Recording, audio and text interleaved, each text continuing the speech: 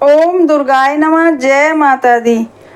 आज का हमारा विषय वही बच्चों की शादियों को लेके है। हम बराबर बच्चों की शादी के विषय में ही रुकावटों को दूर करने के उपाय बताते जा रहे हैं। तो आज भी हमारा विषय वही शादी को लेके है। आज हम बताएंगे कि फुलेरा दूज जो 1 मार्च को है फागुन मास की, उसको यह उपाय आपको करना है, क्योंकि फागुन की जो फुलेरा दूज होती है फागुन मास की, वह बहुत ही ज़्यादा शुभ दिन होता है। कहते हैं कि इस दिन श्री कृष्ण भगवान राधा जी और अपनी गोपियों के साथ खूब हर्षोल्लास से होली मनाते हैं, खूब ही धूमधाम से। इसलिए इस दिन जो भी उपाय करा जाएगा वह 101% लाभदायी होना ही होना है, और उसके उपाय को करा हुआ कार्य जिस कार्य के लिए हम उपाय कर रहे हैं वह कार्य हमारा होना ही होना है। इसलिए हमने शादी के लिए यह उपाय बनाया है, जो कि फुलेरा दूज वाले दिन करना है।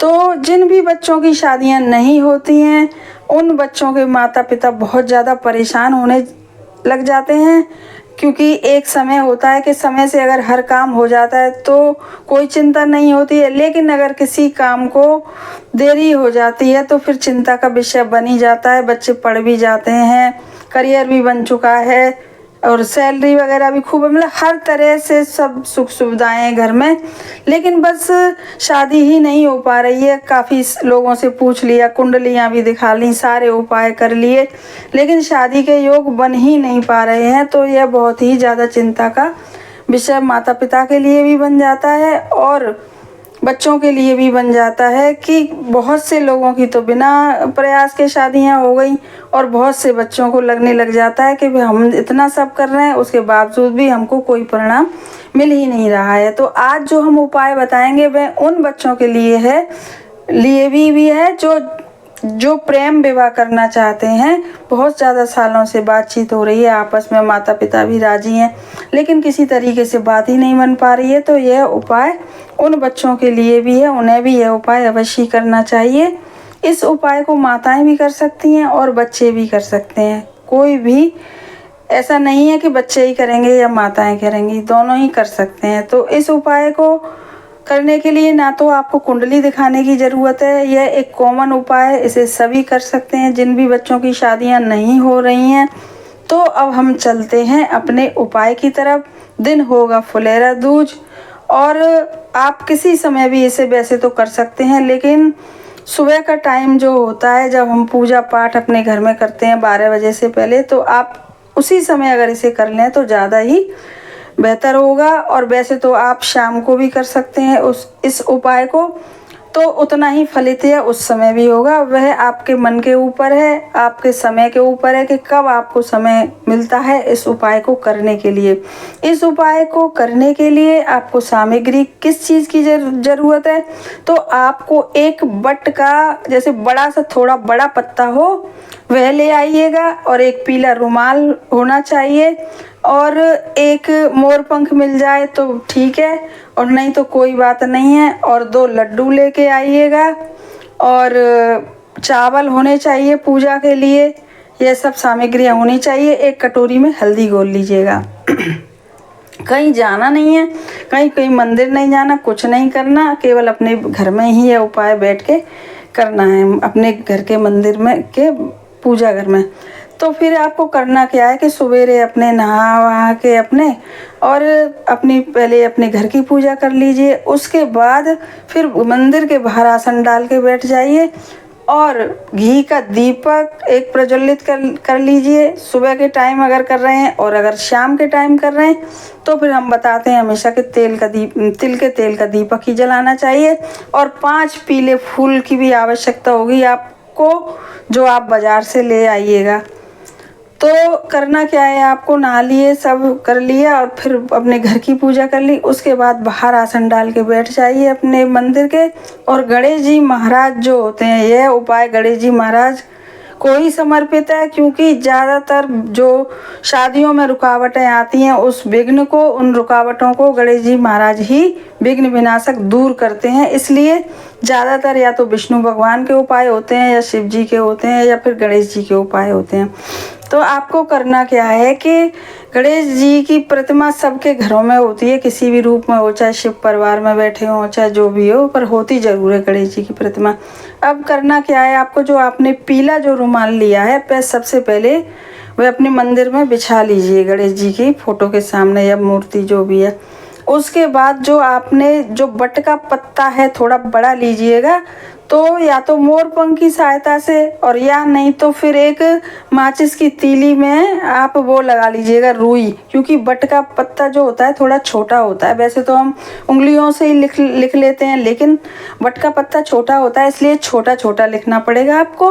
तो एक माचिस की तीली में थोड़ी सी रुई लगा के और जो कटोरी में हल्दी घोली है उस हल्दी से ऊपर लिखिएगा, चिकनी साइड लिखिएगा बट के पत्ते पे शुभ विवाह, और फिर शुभ विवाह के नीचे लिखिएगा अपने बच्चे का नाम, चाहे लड़का हो चाहे लड़की हो। और अपने बच्चे का नाम लिखने के बाद फिर सबसे नीचे लिखिएगा धन्यवाद, उसी माचिस की तीली और की सहायता से और कटोरी में जो हल्दी घोली है उसकी सहायता से उसी घोला बना के उससे सबसे नीचे लिखिएगा पत्ते में धन्यवाद। फिर क्या करना है कि जो रुमाल मंदिर में बिछाया है तो उस पे आप सबसे पहले वो पत्ता रख दीजिएगा, और पत्ता रखने के बाद उसका चावल थोड़े से रखिएगा जो हमने चावल बताए हैं। फिर उस पर जो 5 फूल पीले बताए हैं, चाहे गेंदे के भी हो सकते हैं, वो किसी और भी, मतलब कलर बस उनका पीला होना चाहिए क्योंकि शादी का उपाय कर रहे हैं। तो वह 5 फूल चढ़ा दीजिएगा उस बट के पत्ते पे। और जो 2 लड्डू हमने लिए हैं तो एक तो आप चढ़ा दीजिएगा गणेश जी के सामने, और दूसरा लड्डू भी, जो 2 लड्डू लिए हैं दूसरे लड्डू भी उस पत्ते पे रख दीजिएगा जो बट का पत्ता है। अब 5 फूल रख दिए, चावल रख दिए, हल्दी से थोड़ा सा वो छिड़काव कर दिया उस पत्ते, मतलब पूरी तरह से उस पत्ते की पूजा कर दी, और उस पर नाम लिख दिया अपने बच्चों का, ऊपर अपने शुभ विवाह लिख दिया, बीच में बच्चे का नाम लिख दिया, नीचे धन्यवाद लिख दिया। और अब उस पूरे पत्ते को रुमाल सहित अपने दोनों हाथों में उठा लीजिए। पत्ते को, जो पत्ता है बट का, उसको पूरे ही रुमाल समेत अपने हाथों में उठा लीजिए। और हाथों में उठाने के बाद अब आप गणेश जी महाराज से पहले मन में सोच के, फिर विष्णु भगवान से मन में सोच के, राधा कृष्ण से मन में सोच के, क्योंकि फुलेरा दूज का दिन है और वैसे भी प्यार के प्रतीक माने जाते हैं राधा और कृष्ण, इसलिए इनको मन में सोच के इनकी अपनी प्रतिमा या जो भी है फोटो, और बस आप प्रार्थना करिएगा। जो आपने सामग्री सब रखी है, बट का पत्ता है जो रुमाल समेत ही उठा लीजिएगा, और दोनों हथेलियों फैला के उस रुमाल को रखे खूब अपने सच्चे मन से भावुक हो गए एकदम, कि जैसे अब आप ये उपाय कर रहे हैं तो 101% आपको लाभ मिलना ही मिलना है। भगवान से ऐसी प्रार्थना करिए।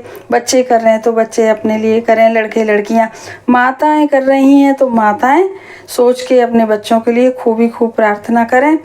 और इस पोटली जैसी बन जाएगी, आप इसे जब बिल्कुल पोटली जैसी बना लेंगे, इसमें एक लड्डू भी है और सब कुछ जो भी रखवाया है, चावल है, 5 फूल है, वह सब आप इस पोटली को बांध के रख लीजिएगा। और फिर इसको करने के बाद एक लोटे का जब पूजा करते हैं तो कलश भी रखा ही जाता है। तो इन सब सामग्री को लेके आपके पास, घर के पास कोई भी मंदिर हो तो आप वहाँ पे जाइएगा जहाँ पे राधा कृष्ण की फ़ोटो हो, विष्णु भगवान, लक्ष्मी जी की फ़ोटो हो, या तो ऐसी मंदिर में आप जाइएगा जहाँ सामूहिक भगवान रहते हैं, और वहाँ पे जाके अगर पंडित जी आपको मिल जाएं तो यह पोटली उनको ही दे दीजिएगा और कुछ दक्षिणा भी दे दीजिएगा, 11-21 रुपया। और बाय द वे पंडित जी ना हो तो आप वहाँ पे राधा कृष्ण के सामने है, लक्ष्मी नारायण के सामने है, जो भी सामूहिक मूर्तियाँ होती हैं वहाँ पे आप रख आइएगा। और बाय द वे अगर कुछ भी ऐसा आपके पास नहीं है इंतज़ाम, तो आप इस पोटली को पूरी को ले जाके पीपल के नीचे चढ़ा रख आइएगा, लेकिन वहाँ पे सिक्का नहीं, दक्षिणा नहीं रख के आइएगा। आप दक्षिणा मंदिर में ही रख के आइएगा, चाहे पंडित जी को दें, चाहे भगवान के सामने इस पोटली को करें तो भी दक्षिणा रख के आएँ।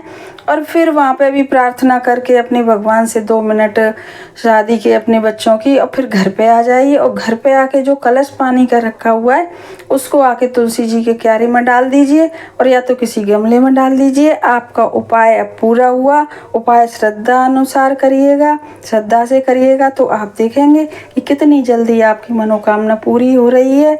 और बहुत सारे लोगों ने इसे आजमाया है, इसीलिए हमने आपको बताया है।